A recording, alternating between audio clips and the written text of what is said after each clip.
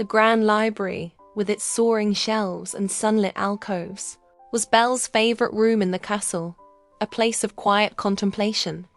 But today, the silence was broken by the nervous pacing of the beast behind her. Belle, however, was oblivious to his unease, her attention captured by a glittering pink invitation she held in her hands.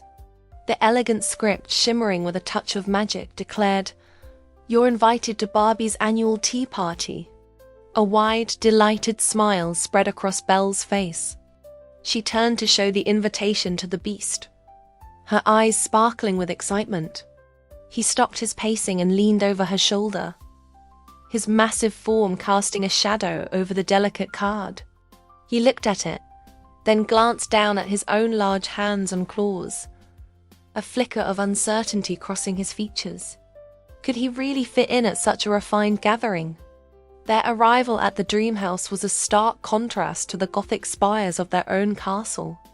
The house was a vibrant explosion of pink, from the perfectly manicured lawn to the sparkling front door.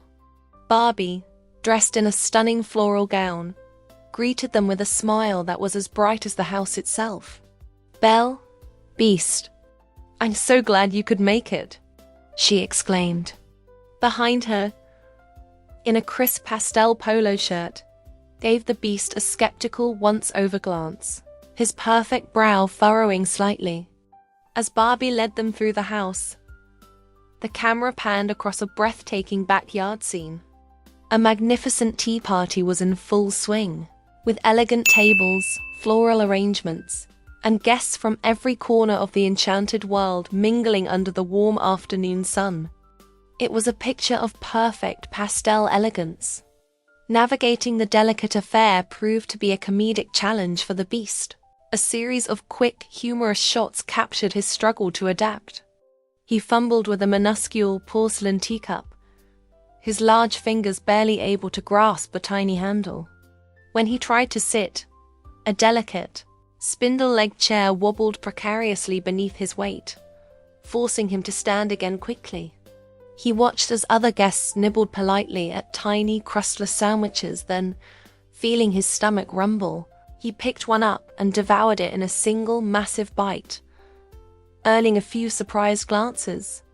Belle, ever patient, stayed by his side, gently guiding him through the social labyrinth and showing him how to hold his pinky out while sipping his tea. Barbie, noticing their struggles, simply laughed a good-natured, sparkling laugh, making the beast feel a little more at ease. As the party continued, the guests began to mingle and move between tables. The camera slowly zoomed in on a particularly ornate, white chair, proudly displaying a large, golden K monogram on its backrest. This was clearly Ken's special seat. The beast, distracted by a fascinating conversation with a group of fairies about forest ecosystems, turned to find a place to sit and rest. Without looking, he backed up and lowered himself into the nearest available seat, which happened to be Ken's cherished chair. The scene shifted to slow motion. A loud, definitive crunch echoed through the garden as the elegant chair, unable to support his considerable weight, buckled and splintered into a dozen pieces. The music stopped.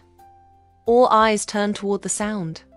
Ken, who had been admiring his own reflection in a polished teapot, turned and saw the wreckage of his favorite chair, his perfectly sculpted face contorted in a mask of pure horror.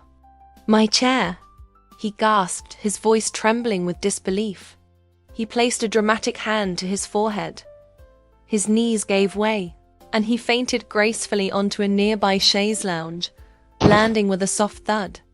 Barbie immediately rushed to his side, grabbing a napkin and beginning to fan his face with frantic concern, calling his name in a worried tone.